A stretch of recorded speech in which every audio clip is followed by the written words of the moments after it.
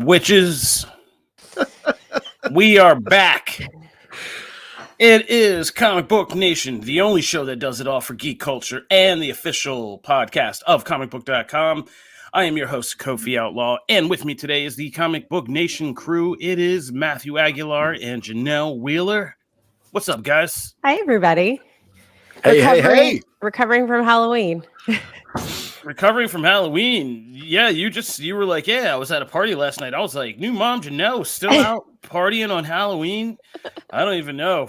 Oh man, I was out in the streets in rain and being a human pack mule carrying a bunch of stuff, umbrellas and whatnot around. But you know, my kids, we hoofed it. We're not old enough yet for the trick or treating. Nah, you'll see. Yeah, but I was hoofing it. They did an impressive sweep around our neighborhood. A little indoor trunk or treat, you know, we did it. I was impressed by them, and they carried those buckets for a long time. In the end, of course, my arms were breaking trying to carry all this home, but you know, that's the business of being a dad. But no. By the time I was done, I hit the bed and I was done. No amount of candy could keep me awake. So, plus, I got to be back here at 8 a.m. with you guys. So, yeah, all right, here we are, and we're gonna talk about Agatha All Along. Man, this is going to be a fun show for me. So this is going to be a great show. We're going to talk about Agatha. We're going to catch up with Penguin and look ahead to Penguin. We got some geek news to cover, some new things that have dropped, and we're going to talk some comics. Plus, as a bonus, and really just part of the always running Matt's agenda, we are going to have a candy showdown. It's Halloween.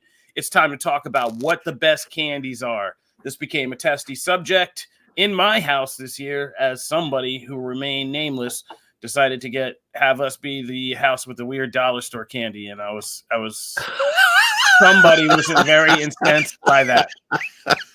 And somebody was very incensed by that. And we're not going to mention who was who and what was what. But so we're going to get into the candy debate. Amazing. It's going to go down. So let's get into it. Up top, this is going to be a full spoilers talk about Agatha All Along. The series is done, so we are going to talk about it. So if you have not finished Agatha yet, if you're saving it for the weekend, sorry, we don't like to lose viewers on the live show, but we are going to have you drop out because we are going full deep dive discussion. My brain's been going for days. I'm sure you guys' brains have been going for days, so let's get into it. The first big thing I want to talk about with Agatha All Along is why was I so uniquely right in this and you guys so uniquely wrong about this show? Well, because it started off so slow. I'm just messing with you. He's just trying. He's just being a troll. I know. Just an ultimate troll. Didn't even get a chance to avoid any grenade fire shrapnel there.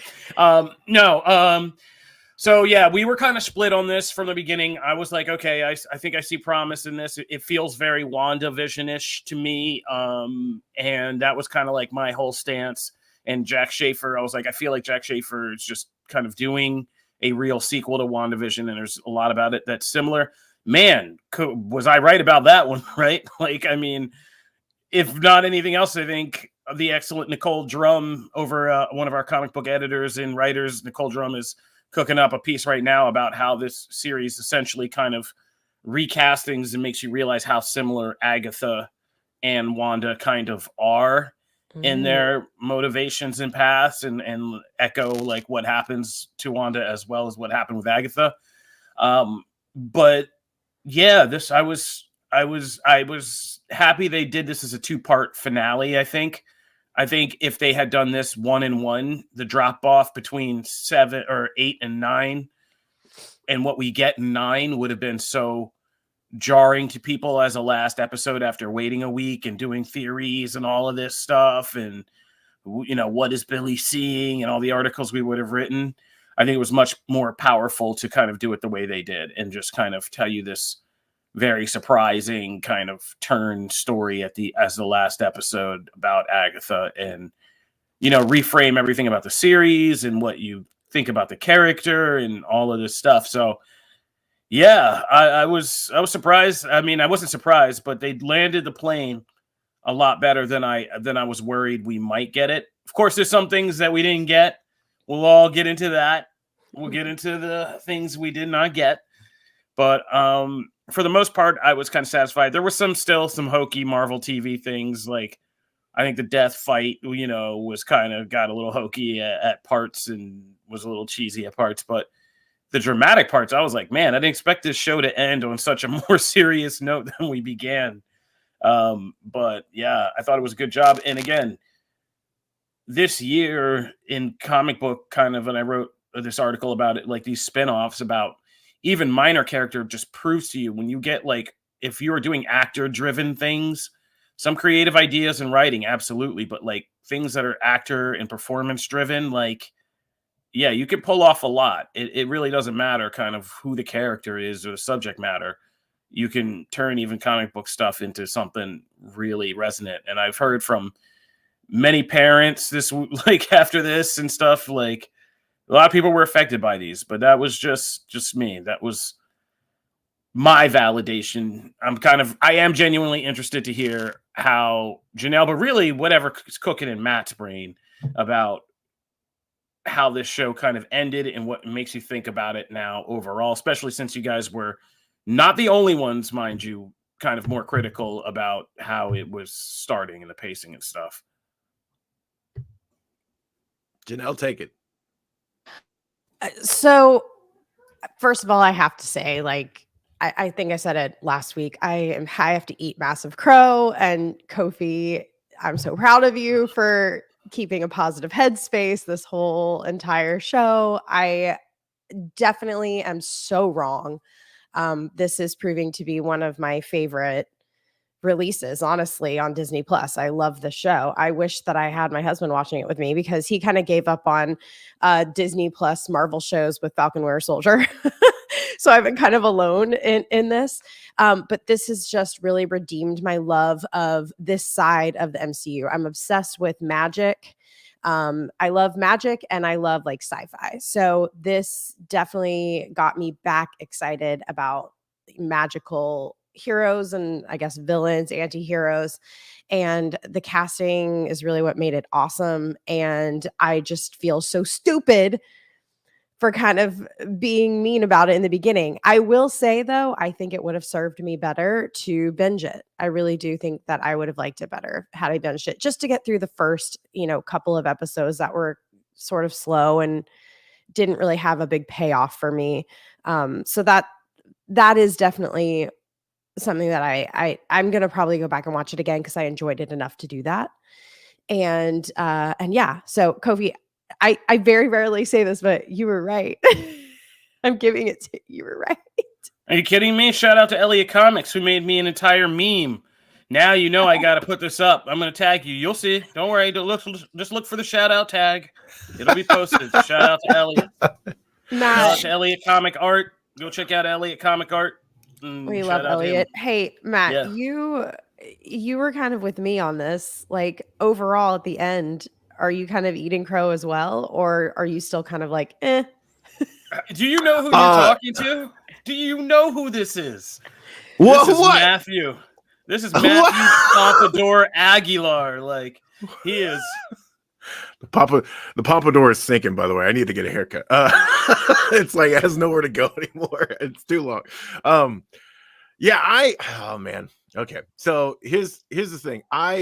We double we followed this up. We watched the finale, right? The final 2 episodes. And then for some reason, Anissa watched put on SVU, right? And it was another really kid-centric SVU episode. I was like, okay, I can't take this. This is too much heart wreckage for such a small span of time. There's a lot of kids stuff going on in Agatha that I really didn't expect to hit me as hard as it did. We're getting into spoilers, right? The Nicholas whole section and the flashback specifically, that stuff was really well done.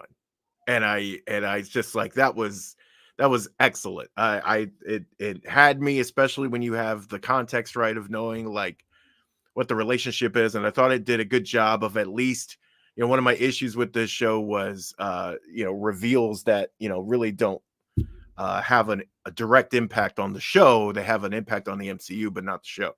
And I thought it helped in that regard of, bringing some importance to death and what she means to Agatha and all that. So I thought that was really well done. And Wiccan looked awesome.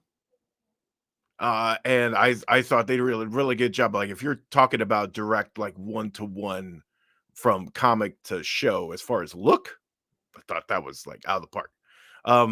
There's my issues with the show extend to the point of, because I've been more conflicted on these, like, last 3 episodes specifically, it really shines a light on the past episodes of how long it takes us to get to the point. And especially with the twist, or the first twist, I should say, right? With the twist about Billy and things that we'll get into later, that it recontextualizes some things, and other things it makes me go, then what was the point of spending so much time over here? Because ultimately parts of that matter, but parts of that don't.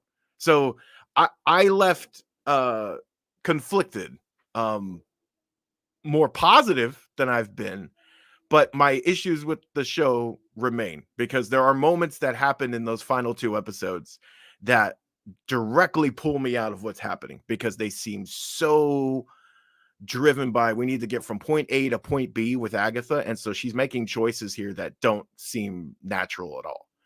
And I understand she's a villain, but there's moments where, like, she just does things that I'm like, what? 5 seconds ago, well, like, okay, so go ahead and spoil right. it. Yeah, go ahead, because let's just jump into it. So at one point, she's, and this has to do with Anissa. Me and Anissa had a whole discussion about this show right after the episode and everything. So the moment, one of the most raw moments, is supposed to be Nicholas's death, and it is. It's a raw moment when it happens, and the things that lead up to it. And then whether this is attributed to the show not doing a good enough job of showcasing how much time has passed, or the fact that it just happens relatively quickly, we go from that moment to Agatha just on a dime, hey, I'm gonna start putting my plot in place to eat you. And then we get right into that, and the Witches Road song, and it's all great, and it's all fun. But then I'm like, you just left.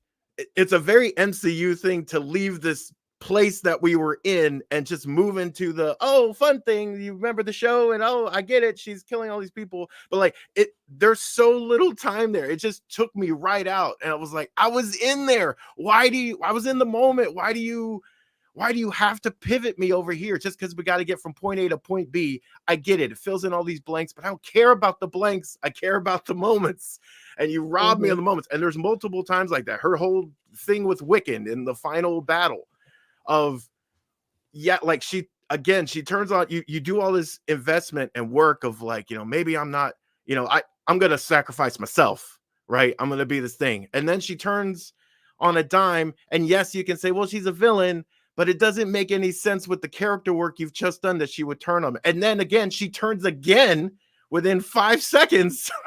And then that makes a lot of sense, Matt. Yeah. None of that, like, and it just feels like you had to do it because you save all this stuff for the last 3 episodes and you don't have time. Why isn't there more time built in to really explore that? If all of that is done in a bigger span of time or given context, maybe that works. But it doesn't work when you shoehorn it into 5 minutes. It just doesn't. It takes me right out. I feel like they're afraid of it. I feel like they're afraid to really, like, be a drama and, like, emotional and character development. Like, they will always go back to, we are Marvel, we have to rush through to action and story progression. Right. But like the ghost thing is another example. Yeah. He starts banishing her. Yeah. And you're like, that doesn't fit with what you've established. Like, why? And then he's so angry. And then again, he turns on a dime and is like, well, now I'm going to encourage you. And we're going to be a fan. We're going to be friends the moment. Yeah, and it's all to get to the moment where she says, like, you remind me of him so much when you do that. I understand what we're doing. But it's so choppy to get there. And it's just like it just feels so inorganic. And that takes me right out. All right. I hear you. I want to talk about this point because I don't fully agree with you. I kind of agree with you. I think one question is there's a Nolan like kind of esque element to this because I feel like what these two episodes and specifically this last episode does in this, it hinges so much on this is it's supposed to be a reveal that recontextualizes everything, not just this show, but everything we've seen of Agatha up until this point, right? So now, like, when you begin to think, like, it used to be like this Marvel mystery. Like, why did Agatha get the Darkhold? And, like, what was she doing with it? And all this. And I feel like this episode is kind of like a character puzzle piece that makes the entire kind of picture of the puzzle come into focus. And you begin to realize, and this might just be me reading into this. I can't say until somebody from the show starts speaking up and doing interviews that, like Wanda, and because they draw so many parallels between the two characters on purpose to make you say, like, you know, even though Agatha's saying, like, oh, you remind me of Wanda, there's a lot the show is saying that, like, their motivations are kind of the same.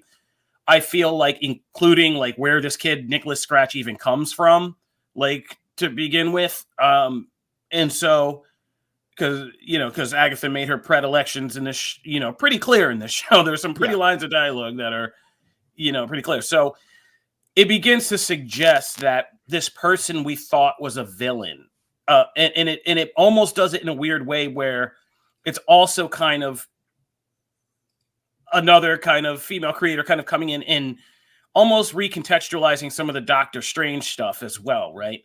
It's saying that, to me, that Agatha's whole thing in this, the thing that she really doesn't want to do is she doesn't want to die because she's scared of having to face her son, like she says in that one emotional kind of breakout moment, and also possibly looking for power or ways to bring him back was the other thing.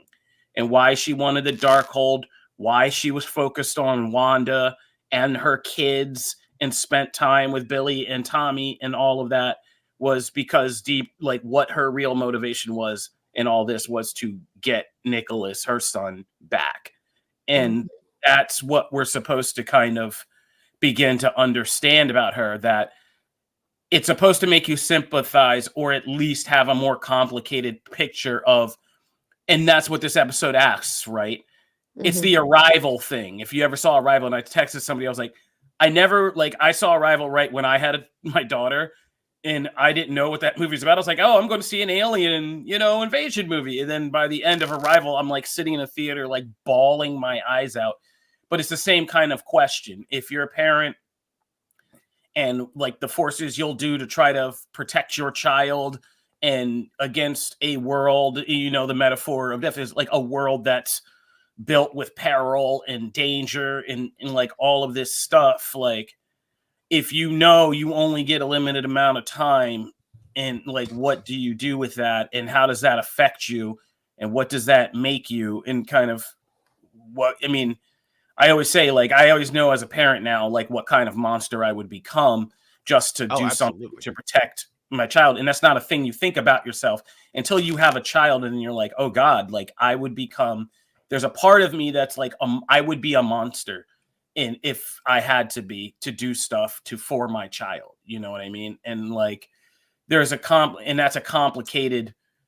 a real deep kind of complicated psychological, emotional thing that this episode 9 kind of really taps on, right? Like this idea of taking it out of the Marvelishness of it almost and being like, this is something we all can relate to, right? This idea of what we would do for our children against even the forces of death itself, like all of that. So I kind of see it, but I think it's one of those things where it landed for me, or I'm filling in those spaces for myself, but I don't necessarily know if it works universally, if every person watching this is going to come away and be like, oh, I get it, and the bell rings in that way for me. Yeah, it's a good point. That's what I get out of it, because I think it is doing a lot to make you have to be holding a lot in your head.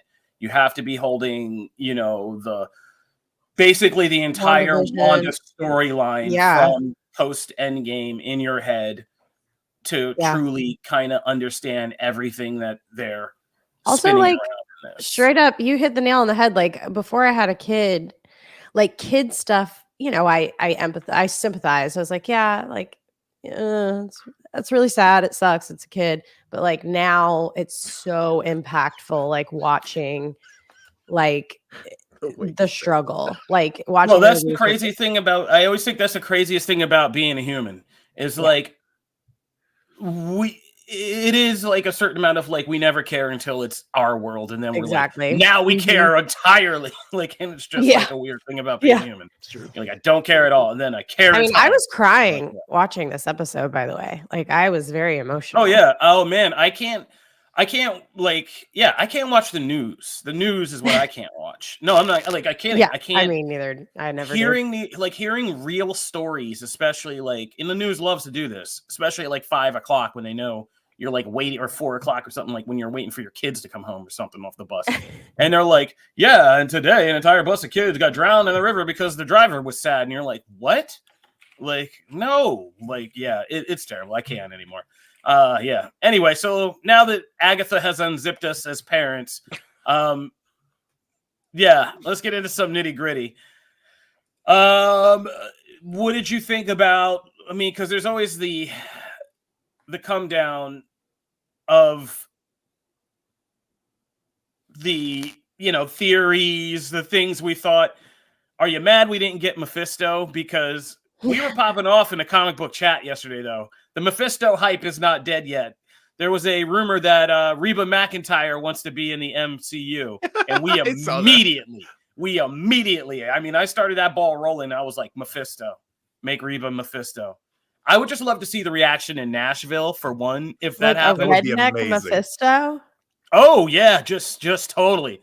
Like first lines before you even see the devil is just, "Hey, darling," and you're like, "Oh my god!" And it's just Reba. Okay, that would rule. That with the timekeeper, with the chick from Loki. Hey y'all, like I'm good. Miss Minutes. Yes, like I'm good. Never represent these southern roots. What is going on down here? Hey y'all. I just like that we've said "hey y'all" more in the last 5 seconds. I think we've said the entire show. Yeah. Hey y'all. Hey y'all. I did not put Reba together with Mephisto. Not gonna lie, I didn't. Nobody would. Nobody. I didn't make that connection. However, but then I was like, what if you saw Aubrey Plaza, Reba McEntire, and Cate Blanchett arguing about like who's in charge of hell or some kind of dead army or some kind of underworld hierarchy? That would be a great scene. That just because of the people involved. Also, I'm a huge Reba fan, so I will say I'm all for seeing her in the MCU. And I mean, look, at this point, this Mephisto thing, I could care less. Okay, just whatever. I don't care. Like the character shows it'll never stop. I don't care. I just don't care. I don't get it. I got it at one time, and then like the Snyderverse, people took it too far, and then now we have this thing that I don't care about anymore. So whatever. Reba as Mephisto is the best combination of that I've heard to this point, and it's mostly because of Reba. I mean, Mephisto has leads to about as much excitement for me as Typeface, and that's the barometer. All right, so I'm good. I'm good. Will we see Blade or Mephisto first? Brywood in the comments is you're a fool, man. You're a fool. Nobody knows. Who knows? That's a good bet. We should start making those bets. Like DraftKings, MCU. Like, will we see Mephisto or Blade first? Oh my god, all in the game. You better be making that up. I have not heard that Mephisto was showing up in Ironheart. Mephisto's in Ironheart. It's confirmed. There we go. You better be making that up. Oh my god. We'll see Mephisto. I do not want to watch that entire show being like, is it coming? Is he there? All right, but speaking of Ironheart, oh my god, I lost myself down a rabbit hole yesterday. Oh my god. Thank God this article worked out. They'd probably just be like so mad at me. because I was down a rabbit hole, but I put it all together. Yeah, we are closer with this Wiccan reveal to a young Avengers team. We got like most of the squad in place. We have quite a like I said, an extensive list of everybody. We got Wiccan, we got Hawkeye, we got, Ms. Marvel already out there putting together. We got Patriot in place. I suspect we could get Patriot out of the end of Captain America, Brave New World, Elijah Bradley, because Isaiah Bradley's in that movie. And there's some death flags maybe hanging over his head. So if he goes down, then we need his grandson as a replacement.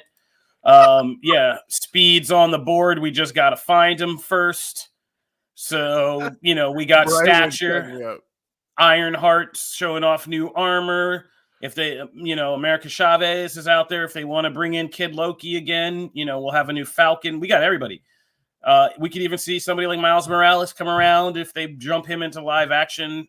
There's only a couple big questions in this whole Young Avengers thing left, which is, will they do Hulkling? Because that's a whole thing. Do Hulkling. They don't gotta. They really don't gotta. That cosmic stuff and like trying to explain that to people, that's when you're getting into like Cable territory. Then you want to tell people it's a Kree Skrull alien thing that's called Hulkling, but not a Hulk, and is also Wiccan's boyfriend. Like, but you lost the Midwest somewhere in there. You already lost me. You already lost me. See? Okay, exactly. I think they can trim a lot of I mean, look, they've done this to a lot of characters at this point. Oh yeah. Like they've taken away a lot of the other stuff and then just like, hey, here's like two things and here they are. And I mean, they can do that with Hulkling. I just think that he won't be nearly as convoluted as he's become in the comics, I believe. And that's probably a benefit, to be honest. He could use some streamlining, right? As far as like origins and power and all that stuff. But the key parts there, I think my question is the other person that I wasn't sure if you're going to get to, so I was going to let you get there. But like for me, there's one big question mark in that group. Iron Lad? That's Iron Lad. Yeah, it's Iron. Yeah, no, let's just because I started to write this and then I went back after I published the article and I thought about it for 2 seconds like you just did. And then I was like, I went back and rewrote this entire section. So I said, basically, it's a younger version of Kang the Conqueror. So we technically already met this character, but it's either an easy way to replace Kang because you reboot it, right? You say, I'm his younger version. I'm changing things. And you recast a younger actor of color to be like, to play, young Jonathan Majors. And then you just erase Kang that way and be like, we're done with that. But I also said at the end, I was like, since they already have Kamala Khan, because Iron Patriot's whole thing is coming back and being the one who puts the team together, right? But if Kamala's already doing that, and you're going to have Riri on the screen as the Iron Man character, like, to audiences, that's already enough, right? Like, trying to shoehorn somebody else in who's also time-traveling Kang gets convoluted. So I said straight up, they could just erase that character entirely. They just may not touch that character. Because I don't think there's that much Iron Lad love. There's not, like, that many Iron Lad stands that, like... and it gets hairy again. You're touching on stuff. So either but you never know with Kevin Feige. It could either be the doorway out of this Kang mess, because again, it's an easy character reboot. Hey, I'm his younger self. Came back. Now we're changing things. I'm going to make sure that guy doesn't happen. That's why I'm here. And then, you just do that until years later. If you want to bring back Kang, you recast somebody and you're like, now I'm the older Iron Lad, because you do it that way, a little time travel flip, or you just don't deal with that at all, which is what I vote for. Because we got enough Young Avengers. We got everybody else. that's a good, I gotta say, to me, as much as it makes sense to recast and just bring that character in and essentially, reboot in a very quick way, reboot your character. The fact that they've had to pivot so hard and scramble and do all this other stuff, they might just walk away from the character completely. Just because, again, nothing to do with Iron Lad as a character and things like that, but they can move aspects of what he brings to other characters that they didn't have in the original book. And because I mean, Ironheart's not a part of that team in the original book. Miss Marvel's not a part of that team. So there's lots of characters that are bringing to that, right? But you can spread that out and also remove because if you have Kang in it at all, younger version or not, you're gonna get questions. You're gonna have to address stuff continually. Like it does bring this other factor in. Unfortunately, they might I think you're right. They might just walk away, and it might be the best thing to do. Is just clean break it, and that's a bummer because there are Iron Lad fans. it's a good character, you know what I mean? But it's just tied to things that that's interesting. Ooh, Brywood in the comments. See, this is why you got to do the live show. Is saying that based on he's reading the tea leaves of what's happening in Marvel Comics rebooting the Champions, and he's saying maybe they'll drop the Avengers name and differentiate by going with Champions. Now that would be crazy. That would be. I know Matt would love that. Yeah.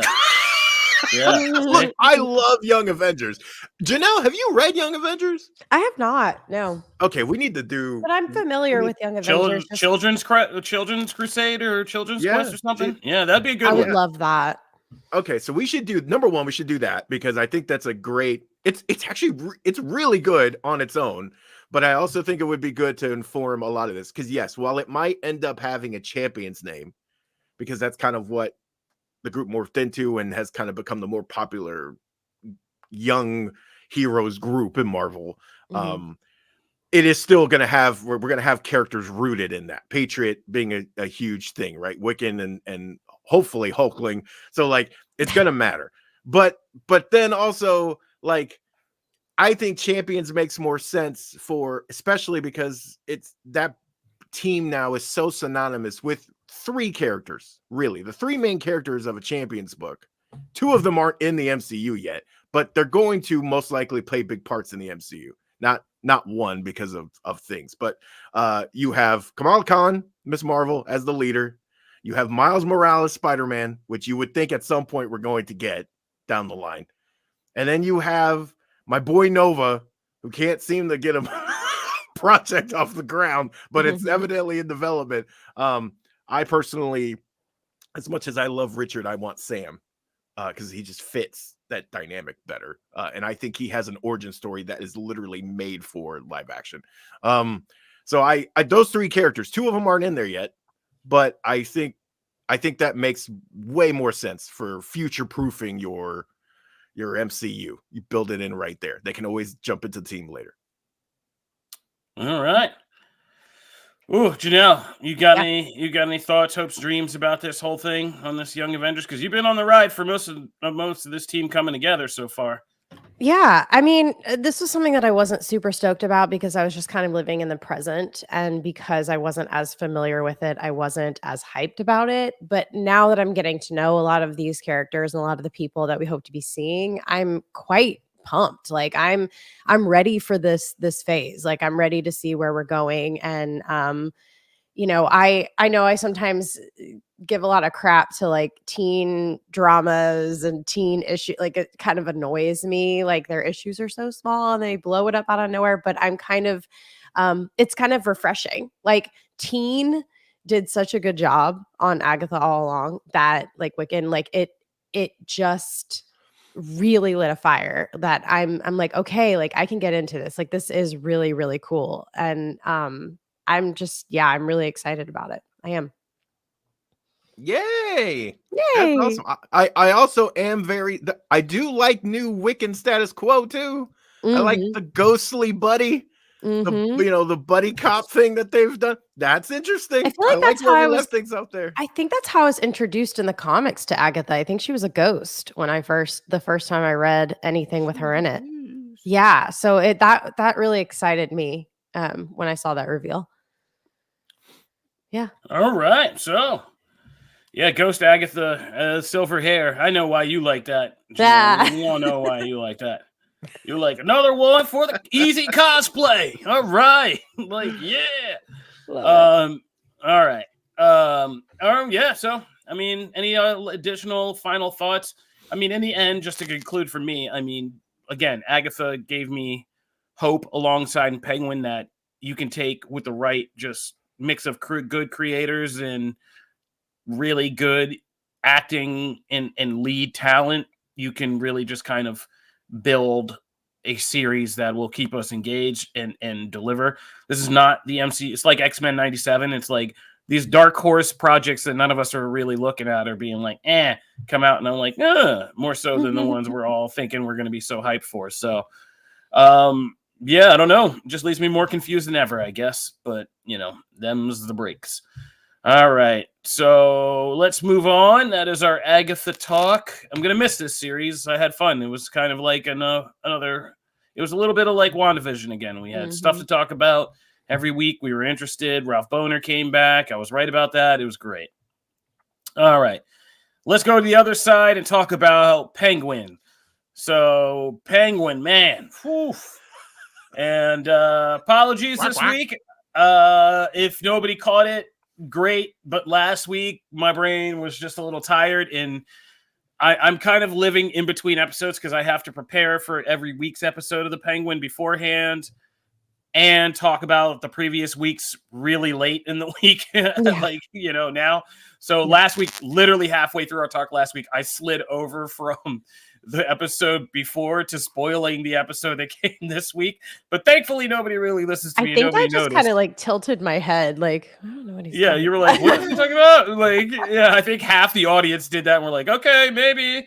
Kobe usually knows what he's talking about. I don't know. He's an expert, whatever. Yeah, no, don't listen to anybody because I just slid into an entire episode. I'm spoiling for you guys. I'm so sorry. I will trust me. This week that won't happen. We got the text message, you guys, after the episode. I was sweating. He's like, I finally did it. I spoiled. He was so upset. So yeah, I've never. Wasn't intentional.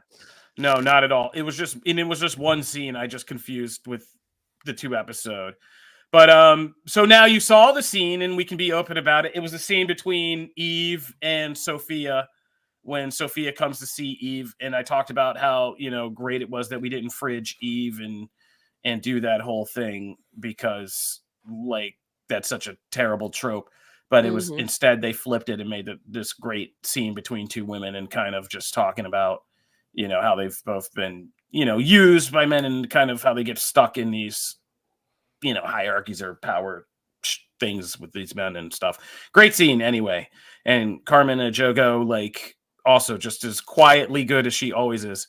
I was watching The Purge Anarchy because, between Halloween and, election week, I was just starting to rewatch these Purge movies real quick for unrelated reasons we don't have to go into. But, yeah, she was in the second one with Frank Grillo. I was like, man, there's so many people in that. Jerry from Succession is running a human auction. There's a lot of just like little crazy Easter eggs. I didn't know Lakeith Stanfield was the guy in the God mask.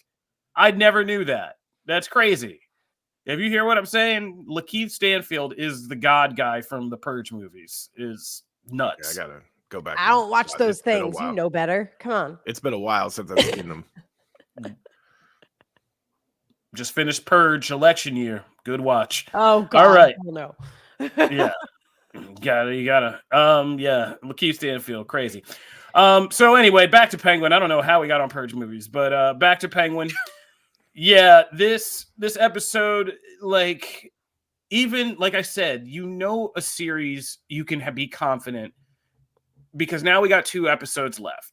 We're coming down to the penultimate episode this week. And when you get to the middle of the series, especially some of these kind of like series that were designed or just feel, this was obviously at one point designed for streaming. But now that then they looked at it and were like, oh, no, we should air this. Smart. But you can see in the middle of like a Netflix binge series or something is where things start to drag, right?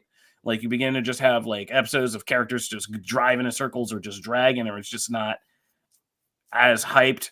But every episode of this show just like packs something in. And this show is just so good about making the life and psychology of crime so chilling to the viewer while it's not to the characters inside the show, while they treat it as normal behavior. Like in this episode, that scene between Victor and Oz after Victor just shoots Squid right in the neck is, and he just looks at him, and one line of dialogue, and he's just, when Vic's like falling apart, and he just hugs him like a dad, and he just says, "It gets easier."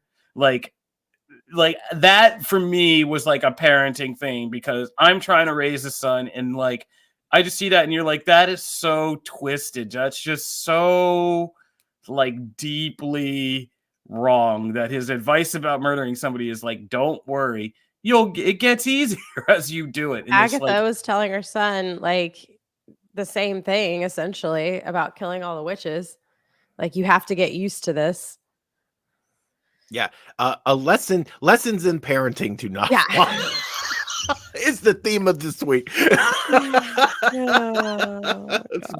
bad parenting. Oh man. Oh boy. So yeah, and this is like a middle episode in just seeing kind of Oz start to come into his own and raise what I love to call Oz Mob, with the beer summit, and just that whole scene. Like somebody said online, like clip this scene and send it to the Emmys for Colin Farrell. Like, get such a great him just giving that speech. And yeah, this whole cast is just cooking, and like that cliffhanger at the end after everything feels so happy for a moment is just to know the audience. Like I said, I love this show because it knows it's a Batman show, but it doesn't hit you over the head with that. Like, it's not hitting you over the head. But everybody who's a Batman fan saw that last shot and saw the final shot of a freaking crowbar and was like, that usually is never good in a Batman story. Like, no, never good in a Batman story to have a crowbar around. So yeah. Janelle, what are you thinking about Penguin? I mean, this show does not get old. This is my weekly, like my number one that I look forward to every week. And it's never disappointed me, even in episodes where we don't have Oz and it's a backstory about other characters. Like I am definitely loving it. Now, I don't know who I'm supposed to like or root for. Obviously, the namesake of the show is the Penguin. So, but I don't know if that's who I'm wanting to win in this. And also, I don't know. I feel like they're going to complete this storyline in this one season. So is it true that this is going into a season 2? It got re-upped for season 2. I haven't had that confirmed, but what I said is it's kind of the Shogun model for me right now. And I've been saying this, and I wrote about it, is if they want to sweep, if that the buzz is big enough that they could sweep the Emmys in a lot of categories. Mm-hmm. In order to do that, they have to be an ongoing series. Got you. So I say they're going to say there's Penguin season 2. And then after the Batman 2, you have all the freedom in the world to be like, oh no, plans have changed. You know, these crazy comic book universes. But then by then you have like a stack of Emmys under your belt. So, I mean, like this story to me learning. Could be like perfectly wrapped up. I just don't want them to like drag it out. Like, I don't want it to go too long to where we lose the magic and they're like, oh, okay, this stops. And we have a whole nother, No, I think at this point, Matt, I think it's enough. We can drop the veil and nobody's going to get mad at us at HBO to say, we can tell you that Penguin lands the plane very, very well. And that you don't have to be worried about that. Like, this show doesn't, I don't want anybody starting to get anxious or anything. No, this show doesn't miss. We came in trying to tell you guys, like, yo, we're burdened by knowledge like Thanos and Stark. But this show lands the plane. And if you think that you've seen good stuff out of this show, just wait for this next episode. I've been waiting this whole time. He really has for this next episode.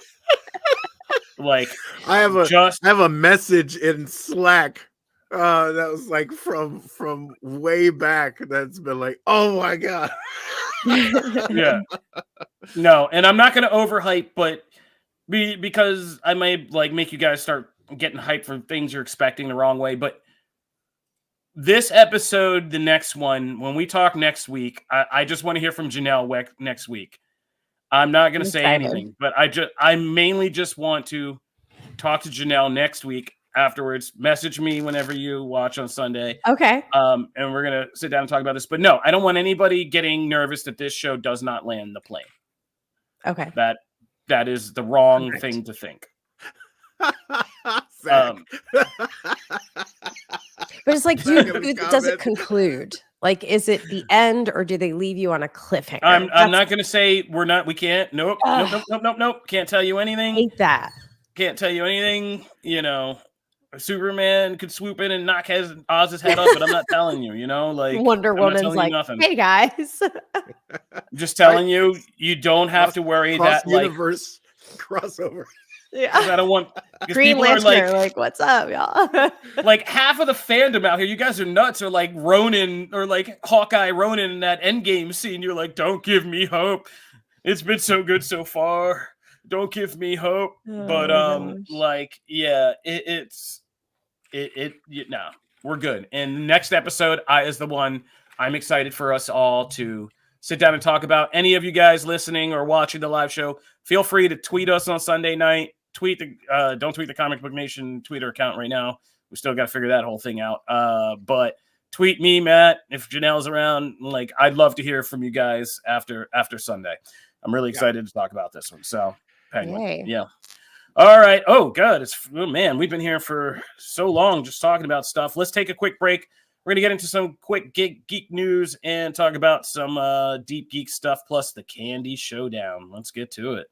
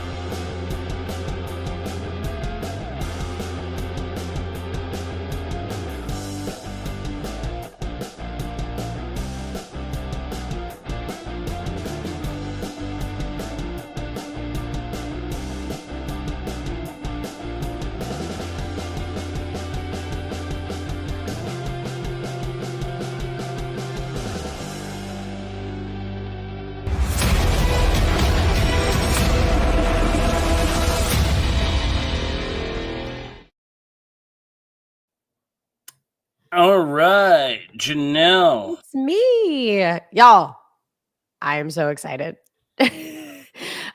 So guys, the new trailer for Squid Games 2 season 2 just came out, and I was a little timid to get excited about this because sometimes season 2s, as I was saying with Penguin, are a letdown, or they're just reaching or trying too hard to kind of capture that same magic.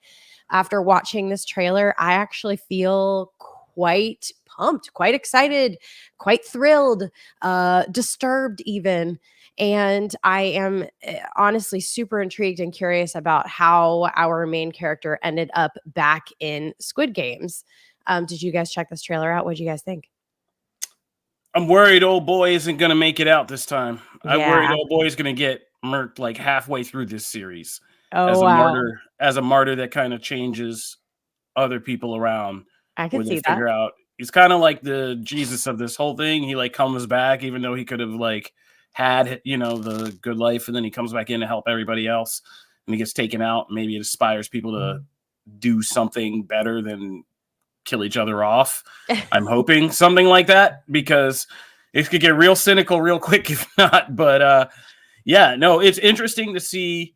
Again, I like that it's like we're seeing some of the same games like repeated, but this time from the perspective of him kind of knowing what's going to happen and trying to affect things.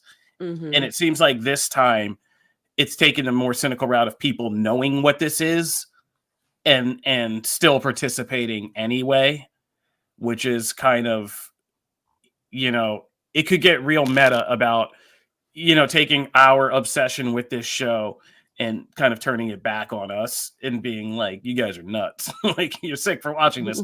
But like, yeah, it's going to be good. And from All in the Game in the comments, yes, David Fincher is seemingly locked down to do the US remake of Squid Game, which if so, I'm psyched about that. I usually don't get psyched about remakes, but it's Fincher doing it. And I think Fincher will be one of the only people who could actually Americanize this, because remember, so much of Squid Game is based in Korean culture, down to the childhood games that they play, which Squid Game is. So an American version of this is definitely going to be different, and just the out of the game dynamics in America will be vastly different. Dodgeball of death. Money. Bombs throwing at each other. That would be amazing. That'd be insane. Ring around the rosy, you fall to your death on some spikes. Pickleball. And just what is this? Yeah, pickleball. Was that a childhood game for you? the deadly version of pickleball. It would be for a lot of kids now. People love pickleball now. Oh yeah. Oh yeah. Handball for all the East Coasters, handball, and West Coasters. So there's a lot of crazy games, but like also just the obvious things about, social, political, like all that stuff outside of the games between the different people, a group of Americans will be nuts. So yeah, I mean, I'm excited about that, but yeah, I'm excited about this too. It's coming the day after Christmas, which is diabolical work right there to drop the new season of Squid Game right after Christmas. Like, between this and Nosferatu, some people Nightmare Town is really trying to wage this war on Christmas this year. Jack Skellington. Oh, please stop. I have an autistic child that has made me sing that so many times that, like, oh my goodness. And if you're a parent of a child with autism, you understand what I'm saying. Like, I've had to sing that song so many times. And I think she's just letting me retire today, finally. I was like, for a month. Every time she would just, like, she'd catch me in the hallway looking at me. This is Halloween. Oh my God. And I'd be like, oh God, this is Halloween. Yeah. This is Halloween. Yeah, bust it out, man. Yeah, she's not playing. She wants to hear it. So yeah, it's crazy. I'm excited. Matt, how are you feeling? Good. I like all right, we're done. Moving on. Yeah, I mean, really, honestly, to be fair, that's actually kind of let's move on. It's kind of my reaction. I actually am curious about what you guys are thinking about this next topic, honestly. Now let me tell you something here, Janelle Wheeler. As I said in the comment or in the rundown for this show, the world needs propane and propane accessories again.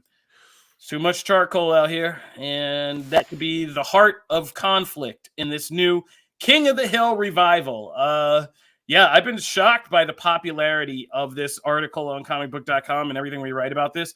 People have been really thirsty to see more King of the Hill. That's because King of the Hill really did kind of slow permeate into our culture over time.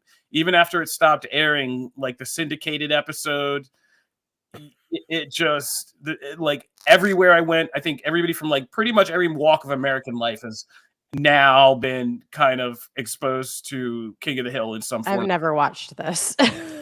Really? Never. Oh, ever? Like a full episode or like never ever clips and stuff? I know what it is, but I've never ever watched it. See, that's the thing with King of the Hill, though. A lot of people think they know what it is, but it's really Mike Judge is like a master of kind of putting together these Americana kind of images and just like seeming tropes, but telling you like a really smart story underneath that. Like the Hank Hill character and how they use that kind of framework of this Texan American, but bend it in a good way. It's so funny and like smart. It's a really great show. And it talks about everything from just like trying to parent, that stuff that's just like, if you've ever seen the Mall episode where with Bobby becoming a model, a plus size model, a young plus size model, and doing a plus size model show. So you guys, you really got to dig into. I invite you guys to jump in and just try like a couple seasons of King of the Hill. Like, it was really good. Like, there's this whole episode where one of my favorites where Bobby is trying to find like validation. He's an adolescent, you know, he doesn't have that many skills, and like he wants to be, somebody tells him he'd be a great plus size model, and so he wants to become a plus size model. And Hank Hill's trying to tell him, without being toxic male, that like maybe this isn't the best idea, because I don't know if this is going to end the kind of social validation that you're thinking it is. And Bobby's of course like, no, you just want to stop my dreams. He goes on this whole diva thing, and the crux of the episode is he's competing with this ultra successful plus size model kid who's like a total, you know, pageant show monster and stuff. But the crux of the episode is at the end, Hank races to the mall because Bobby sneaks out to go do this big show, and Hank like is doing like a full action movie thing to get to the show and get him. And he gets there and he snatches him off the stage, and Bobby's like heartbroken and distraught, and it's about to be like this whole dramatic moment till they turn around and see some teenage bully kids just annihilate the kids in the fashion show with like just pelting them with like sodas and food and all that, and just totally just ruins the whole thing. And Bobby's just like, how do you know? And Hank Hill's just like, I really don't need an entire episode review of a show. Sorry. I got sucked into this. My point is it's a smarter show than you guys are giving it credit for. It's a really good show. It was a bad show. And also, I don't know why my voice was no, it's probably a really good show. I gotta watch my it. bad. It's hard to my bad. I got on a tangent, but the point is, good show. I have homework. I'm supposed to go watch Sailor Moon, and I'll just add this to the list. Never seen Sailor Moon.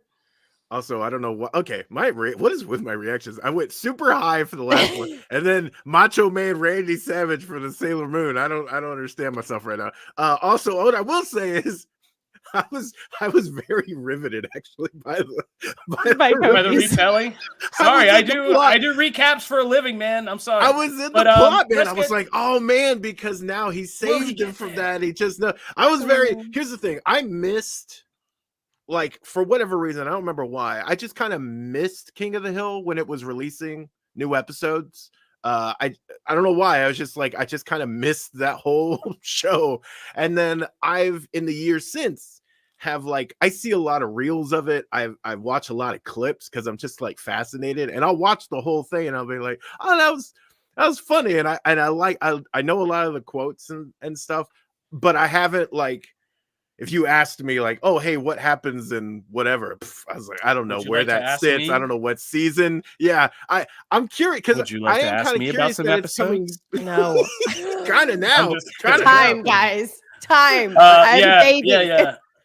Oh man. Anyways, so Batman. Just the one that doesn't walk yet. Yeah. Well, if you would like to watch him while I'm on the podcast. Oh man, husband has a job that he has to go to. It's fine. Oh, yeah, I know that game. Trust me.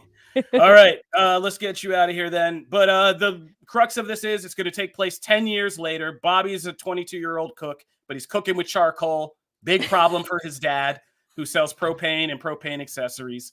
But there are some big kind of hurdles, because two of the characters in the show played by Tom Petty and Brittany Murphy, who are no longer with us. So they were two big signature characters on the show. And one of the biggest characters on the show, Dale Gribble, his voice actor also passed away. I just had his name pulled up and I just lost it. But the voice actor for Dale also passed away. So that's a major character in the show that we don't have the original voice, and his voice was very distinct. He's the guy in the sunglasses and the conspiracy theory nut. So what they're going to do about that, Johnny Hardwick. And so they don't know, they haven't said what we're going to do about that. If they'll just recast the voice or explain that Dale passes away, we don't know yet. So we'll see all that. But I'm excited for this. Okay, maybe I was on a limb on an island on this one, but I was excited for this. And sometimes I get to have Kofi's agenda. So let's get back to the show.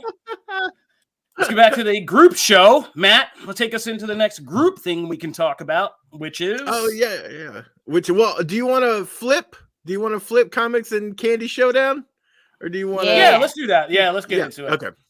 Just because for time, for time purposes. Now, I actually didn't didn't lay this out as far as I should have, so that's my bad. I didn't lay this out as far as like who goes first. So let's Kofi, I'll go last. Kofi goes first, Janelle will go second. So how about that? We'll do the reveals that way. Kofi, what you thinking for we just had to throw this out there because it is the Halloween week. And so what's your favorite Halloween candies? We each picked 3. So, yeah, I woke up at like 3 a.m. and was getting the show ready and started to spiral about whether we were talking about candy in general or Halloween candy, which I feel are 2 different things. Yes, I did the same thing. Okay, but I just picked Halloween candy. Okay, I just picked candy. Okay. Because I wasn't sure. And Peter picked for me, and he had I think he did the diagram. I don't know if he redid it because I never messaged him. I forgot to message him. So if we have the graphic, I'd love to see what Peter picked for me. I hate you guys so much. I hate you guys. If you're not watching the live show, it's carrot sticks, toothpaste, and a can of pickled beet. Now, for the record, those are all things my daughter would very much enjoy, but the beets would have to be dried beets, like salad sprinkled beets. I have to buy a lot of those. But I hate you guys so much. Amazing. I didn't send in my picks, Peter. Message received. I didn't send in my picks. I'm sorry. My top 3 picks were number 3, Twizzlers. Ooh, good one. Number 2, Sour Patch Kids. Heck good one. Number 1, they were retitled recently and now go by just the generic title of Sour Mike and Ike's. My number 1 candy. Now, ironically, this might surprise you. It might surprise you to learn that there is no chocolate on my list. Don't need it. But we'll hear what these other 2 had to say. So, who's up next? I am. Okay, so I think I have a grenade, but I do have to say that I chose Halloween candy. Halloween candy. This is not my favorite always candy. This is favorite Halloween candy. So here are my picks. Number 3 is candy corn pumpkins. Not candy corn. It's the actual mellow pumpkins. You have those are so much more luscious and gooey and delicious. Number 2 is Nerds. I love Nerds. I used to I don't know if this is an ADHD thing, but I used to take the rainbow Nerds out and separate them by color and then eat them. That was I like to say that all the colors playing together in the nerd box. No, yeah, I'm this annoying person in the movie theater that's getting and then my number 1 is just a good old fashioned Reese's peanut butter cup, but not the small ones, the big ones. There's a different taste. I don't care. You can't tell me differently. I hate the pocket size ones, the big ones. Yeah. Wow. Yep, I said it. Man, you don't like the little gold wrap? I don't like the little ones. It's not the right ratio of chocolate to peanut butter. The big ones have the right ratio. Yeah. Yeah, I'm all about the minis. I think the minis. Oh, I actually heard like this the on a minis podcast of other recently. things. I don't know. That didn't even sound like a safe segment. We're talking about separating colors of nerds, not ratios of chocolate and peanut butter. I don't like where this is going. I feel very nervous in this combo. Matt, what is your? Let's see what. I'm so curious. I do love a candy corn pumpkin. And while it did not make my list, brother, I will say honorable mention: Starburst candy corns are fantastic. Okay, Starburst has candy corn. Starburst has candy corn. Again, I have my daughter loves those pumpkins. They're downstairs, but brother, pumpkins are amazing.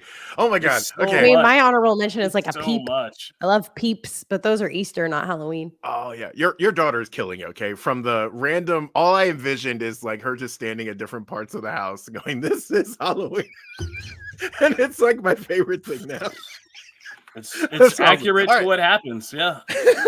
So I did, ironically, my favorite candy and my favorite Halloween candy are pretty much the same, because when it comes to Halloween candy, there's a bunch of stuff I'll eat because I like it, but top candies, they're interchangeable. So number 3, Lifesavers gummies.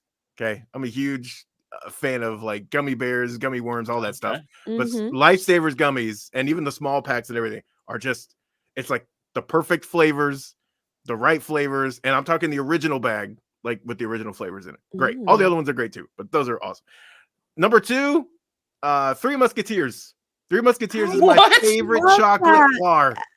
It's my favorite chocolate bar, bar none. Even though I think that's a chocolate bar as well. Bar This none. I explains think so bar none much about. This is so telling. Okay, all right, keep going. Three Musketeers are amazing. They are underrated and underserved because I can't find them for anything here. They're like the only thing below them might be Milky Ways. Yeah, I'm not into Milky Ways. Wow. Oh, I love Three Musketeers. It's like the moose and so good. Okay, finally, number one. And this is can be found all over Halloween. Starburst. Starburst are my favorite candy. Period. It's really, and it also, yeah, I just love them, and I can't eat them as much as I used to because I really used to like eat Starburst a lot.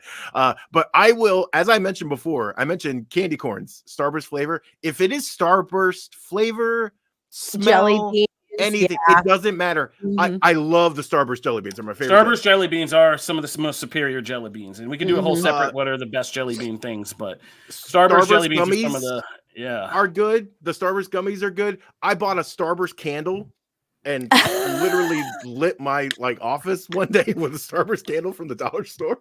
And the Starburst flavored ice drinks, those rule. That's like all I drink, right? I just yeah. So I will, Warhead if it's Starburst cubes. flavored, I will do it. That's a good one. I will try it. So there's my top candies, man. Beautiful. All right. Well, we settled that with very little bloodshed. And for the record, no, it's not that I like Three Musketeers aren't bad. They're just like the middle to they're like there.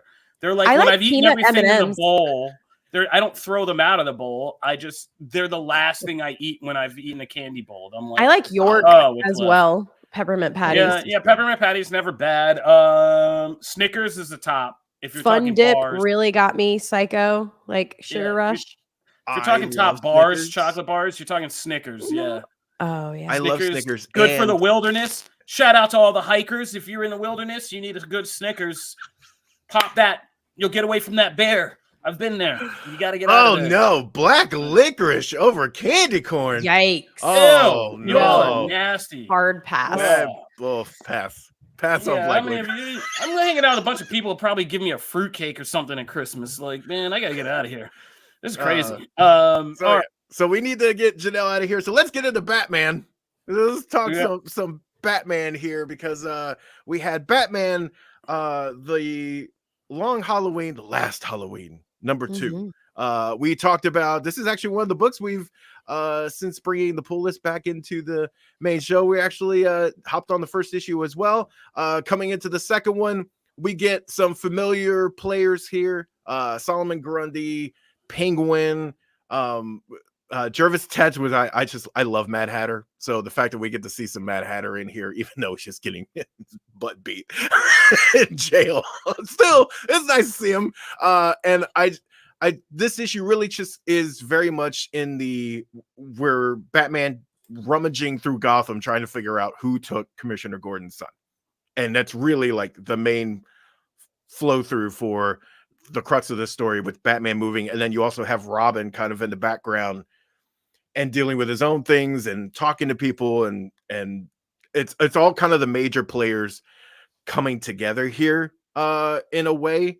And so we're very much in the like whodunit phase of these books, which I always enjoy, right? But like right now we're still kind of early and we're still kind of throwing a lot of red herrings out there, figuring out how characters relate to each other, who's in the bigger plot.